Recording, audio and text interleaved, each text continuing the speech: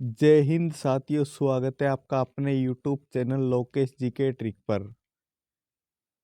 तो साथियों, हाजिर हो चुका हूँ पशु परिचर की क्लास लेके, जिसमें हम आज राजस्थान के दुर्ग पढ़ेंगे, जो आने वाली एग्जाम पशु परिचर के लिए अति महत्वपूर्ण है। तो साथियों, शुरू करते हैं आज की क्लास और पढ़ते हैं राजस्थान के दुर्ग। यदि आप इस चैनल पर नए, चैनल को सब्सक्राइब करें, वीडियो को लाइक करें और क्लास को अपने दोस्तों में शेयर करें। तो साथियों, शुरू करते हैं आज की क्लास।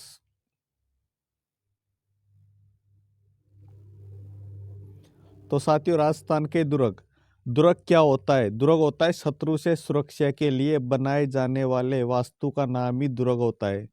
साथियों, दुर्ग का अर्थ होता है जो पुराने जमाने में राजा महाराजा हुआ करते थे, वो अपनी सुरक्षा के लिए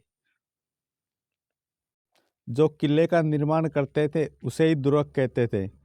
दुर्ग की परिभाषाएं: शत्रु से सुरक्षा के लिए बनाए जाने वाले वास्तु का नाम ही दुर्ग कहलाता है। जो शत्रु से सुरक्षा के लिए बनाए जाने वाले वास्तु का नाम ही क्या होता है साथियों? वो होता है दुर्ग होता है। शत्रु से सुरक्षा के लिए बनाए जाने वाले वास्तु का नाम क्या कहलाता है? वो कहलाता है दुर्ग। साथियों, आप क्लास के नोट बनाते चलिए। और साथियों, दुर्ग को गढ़ गढ़ गाड़ी, कोट या किला भी कहते थे। साथियों, दुर्ग को क्या क्या कहते थे? दुर्ग को कहते थे गढ़, गढ़ी, कोट या किला भी कहते थे। दुर्ग निर्माण की धारणा के पीछे मुख्य उद्देश्य जो था वो सुरक्षा की भावना रही है। साथियों, दुर्ग निर्माण की धारणा के पीछे मुख्य उद्देश्य क्या था? वो क्या था कि सुरक्षा की भावना। जो प्राचीन समय में राजा महाराजा हुआ करते थे, उनका जो मुख्य उद्देश्य हुआ करता था वो हुआ करता था सुरक्षा की भावना। इसलिए वे दुर्ग का निर्माण करते थे। धीरे धीरे मानव सभ्यता के विकास के चरण में इस सामूहिक निवास व्यवस्था में राजा का पद सर्जित हुआ। साथियों, हुआ क्या कि धीरे धीरे मानव सभ्यता के विकास हुआ और इससे सामूहिक निवास व्यवस्था में राजा का पद सर्जित हुआ और अधिकांश क्षेत्र की विशेष शासन व्यवस्था राजतंत्रात्मक हो गई।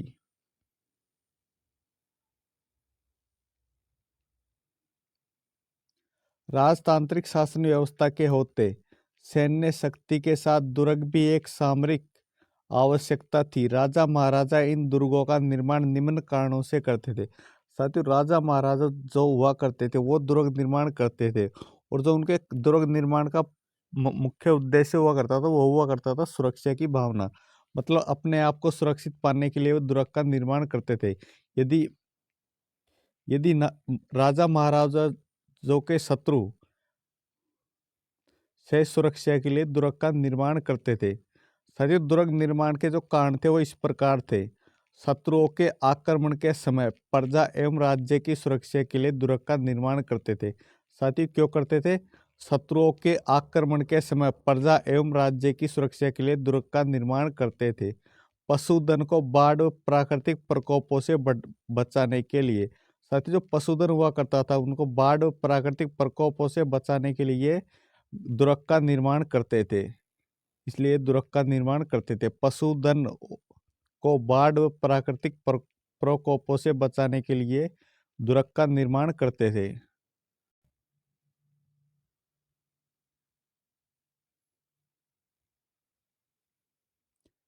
दूसरे राज्यों से जीतकर लाई गई संपत्ति के संग्रह के लिए।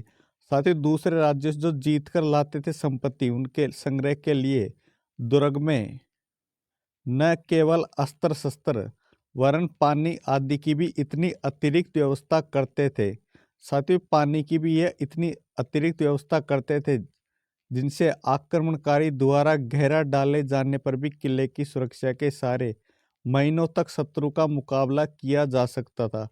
साथ ही पानी की भी इतनी व्यवस्था करते थे कि आक्रमणकारी जो शत्रु हुआ करते थे वो जो दुर्ग को घेर लेते थे, तब किले की सुरक्षा के सारे महीनों तक शत्रु का मुकाबला किया जा सकता था। साथ ही दुर्ग निर्माण का प्रमुख उद्देश्य क्या था? साथ ही जो दुर्ग निर्माण करते थे उनका प्रमुख उद्देश्य यह था, दुर्ग निर्माण का प्रमुख उद्देश्य अपनी आत्मरक्षा से संबंधित है। साथ ही दुर्ग निर्माण करते थे उनका प्रमुख उद्देश्य यही था, अपनी आत्मरक्षा करना।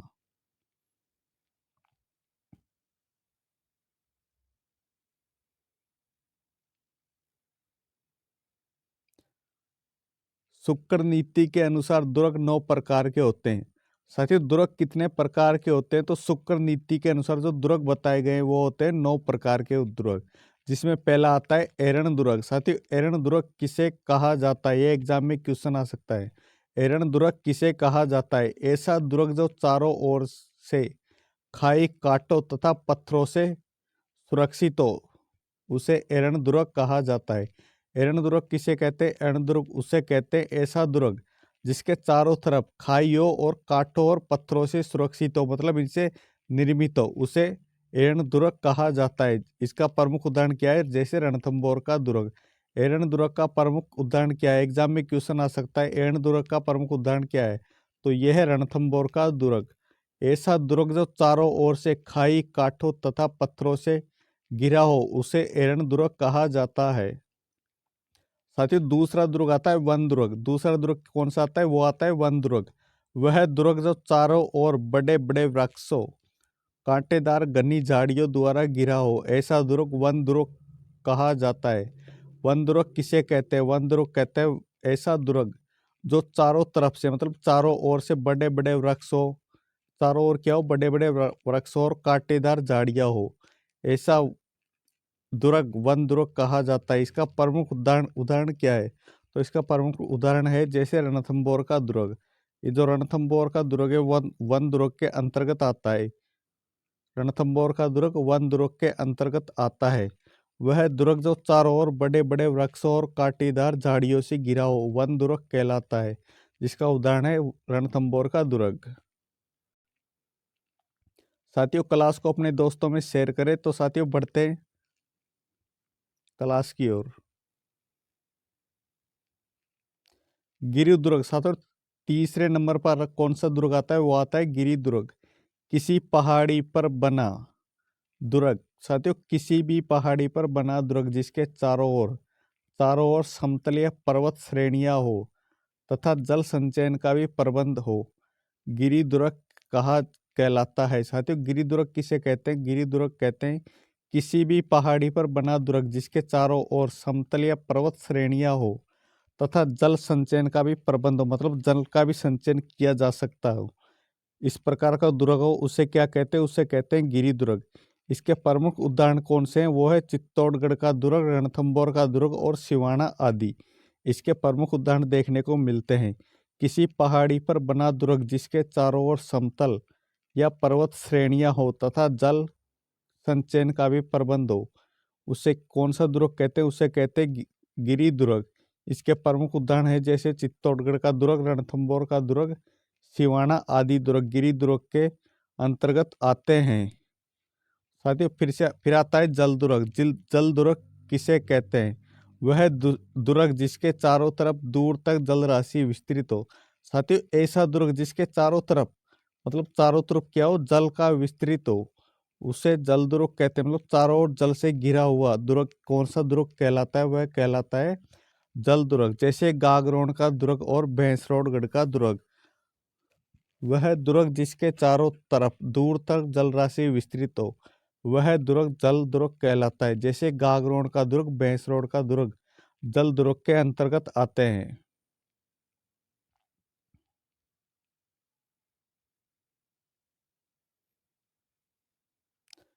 सहाय दुर्ग। साथियों, सहाय दुर्ग किसे कहते हैं? वह दुर्ग जिसमें शूरवीर तथा सदा अनुकूल रहने वाले बंधुजन लोग रहते हों। साथियों, सहाय दुर्ग वह दुर्ग कौन सा दुर्ग? वह दुर्ग जिसमें शूरवीर और सदा अनुकूल रहने वाले बंधुजन लोग रहते हो, उसे सहाय दुर्ग कहते हैं। इस श्रेणी का कोई भी दुर्ग राजस्थान में नहीं पाया जाता है। साथियों, सहाय दुर्ग इस प्रकार का जो दुर्ग है वो राजस्थान में नहीं पाया जाता है। सहाय दुर्ग किसे कहते हैं? सहाय दुर्ग कहते हैं ऐसा दुर्ग जिसमें शूरवीर तथा सदा अनुकूल रहने वाले बंधुजन लोग रहते हो। इस श्रेणी का दुर्ग जो है वो राजस्थान में नहीं पाया जाता है। सहाय दुर्ग जो है राजस्थान में नहीं पाया जाता है। फिर आता है साथियों सैन्य दुर्ग। साथियों, सैन्य दुर्ग कौन सा दुर्ग है? साथियों, इसके नाम से पता चल रहा है सैन्य दुर्ग वह दुर्ग जो सेना के वीरों द्वारा चारों ओर से घिरा हो। साथियों, सैन्य दुर्ग किसे कहते हैं? तो सैन्य दुर्ग कहते हैं वह दुर्ग, मतलब ऐसा दुर्ग जो सेना के वीरों के द्वारा, जो राजा महाराजाओं की सेना होती थी वह सेना के द्वारा चारों ओर से घिरा हो, ऐसा दुर्ग सैन्य दुर्ग कहलाता है। साथ ही शुक्र नीति के अनुसार सैन्य दुर्ग जो होता है वो सर्वश्रेष्ठ दुर्ग माना जाता है। शुक्र नीति के अनुसार सैन्य दुर्ग सर्वश्रेष्ठ दुर्ग माना जाता है। वह दुर्ग जो सेना के वीरों के द्वारा चारों ओर से घिरा हो, सैन्य दुर्ग कहलाता है। और साथ ही शुक्र नीति के अनुसार सर्वश्रेष्ठ दुर्ग कौन सा माना जाता है, वो माना जाता है सैन्य दुर्ग।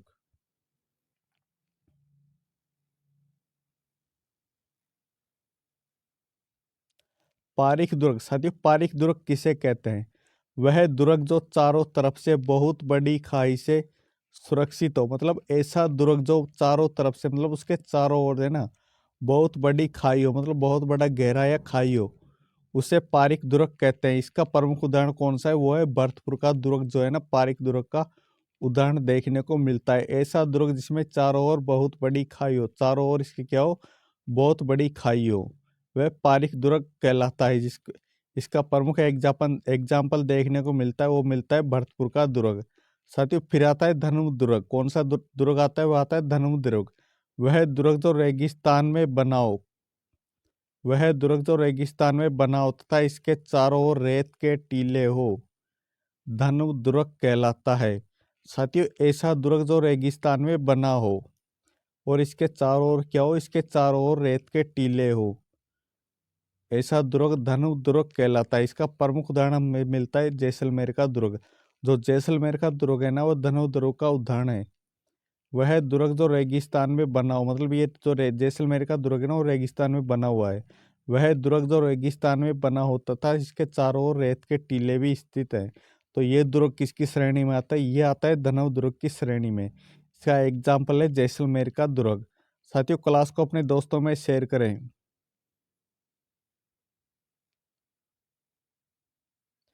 फिर आता है साथियों पारिद दुर्ग। फिर कौन सा आता है? वो आता है पारिद दुर्ग। वह दुर्ग जो चारों ओर क्या साथियों? वह दुर्ग जो चारों ओर ईंट पत्थर और मिट्टी से बना हो और इसके चारों ओर बड़ी बड़ी दीवारों के परकोटे से सुरक्षित हो, मतलब इसके चारों ओर क्या हो, बड़ी बड़ी दीवारों से निर्मित हो, ऐसा दुर्ग क्या, कौन सा दुर्ग कहलाता है? ऐसा दुर्ग कहलाता है पारित दुर्ग। वह दुर्ग जो चारों ओर ईंट पत्थर और मिट्टी से निर्मित हो, इसके चारों ओर क्या हो, बड़ी बड़ी दीवारों के परकोटे बने हुए हो, ऐसा दुर्ग कहलाता है पारित दुर्ग। और इसका प्रमुख एग्जाम्पल हमें देखने को मिलता है, वो मिलता है जैसे चित्तौड़गढ़ का दुर्ग और कुंभलगढ़ का दुर्ग। चित्तौड़गढ़ का दुर्ग और कुंभलगढ़ का दुर्ग वो किसके अंतर्गत आते हैं? वो आते हैं पारित दुर्ग के एग्जाम्पल हमें देखने को मिलते हैं। ऐसा दुर्ग जो चारों ओर ईंट पत्थर और मिट्टी से बड़ी बड़ी दीवारों के प्रकोटों से बना हुआ हो, वो होता है पारित दुर्ग। इसके प्रमुख एग्जाम्पल है जैसे चित्तौड़गढ़ का दुर्ग और कुंभलगढ़ का दुर्ग। इसके प्रमुख एग्जाम्पल हमें देखने को मिलते हैं। तो साथियों आज की क्लास में इतना ही, मिलते हैं नेक्स्ट क्लास में। तब तक के लिए जय हिंद जय भारत। और अपनी अपनी तैयारी को रफ्तार के साथ चलाते रहिए। तब तक के लिए मिलते हैं नेक्स्ट क्लास में। तब तक के लिए जय हिंद जय भारत।